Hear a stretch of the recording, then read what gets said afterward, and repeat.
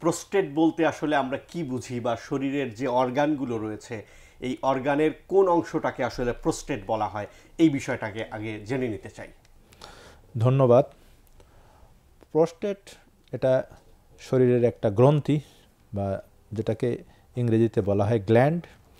এই গ্রন্থি পুরুষ মানুষের শরীরে থাকে, এবং এই প্রোস্টেট গ্রন্থির অবস্থানটা হলো আমাদের যে মূত্রথলিটা থাকে, এই মূত্রথলি যেখানে শেষ হয়ে যায়, এবং শেষ হয়ে যাওয়ার পর যেখান থেকে মূত্রনালী বা প্রস্রাবের নালী শুরু হয়, বা ইউরেথ্রা যেখান থেকে শুরু হয়, এই যে সংযোগস্থল, এইটাকে ঘিরে বা এটাকে এনসার্কেল করে একটা গ্রন্থি পুরুষ মানুষের থাকে।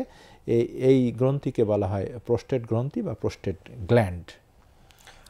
যে তথ্যটা আপনার কাছ থেকে আসলে আমরা পেলাম যে পুরুষের যে এই অংশটাকে বলা হয় প্রোস্টেট, তাহলে নিশ্চয়ই মহিলাদের ক্ষেত্রে এটা প্রযোজ্য নয়।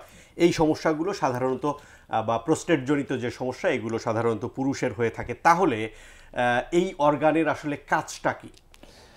এই অর্গানটা আসলে পুরুষ প্রজননতন্ত্রের সাথে সংশ্লিষ্ট।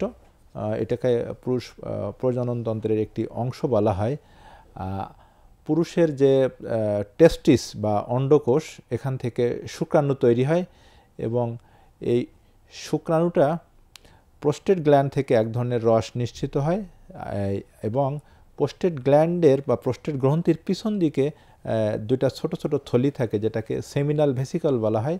এখান থেকেও কিছু রস নিঃসৃত হয়। এই প্রোস্টেট গ্রন্থির রস এবং সেমিনাল ভেসিকলের যে রস, এই রসগুলো যে শুক্রাণু বা স্পাম, এটার সাথে মিক্সচার হয়ে এই শুক্রাণুর যে ফ্লো বা এটার যে প্রবাহ, এই প্রবাহ হতে সহযোগিতা করে, যেটাকে আমরা বলি সিমেন বা বীর্য। এই কাজটাই প্রোস্টেট গ্ল্যান্ড করে।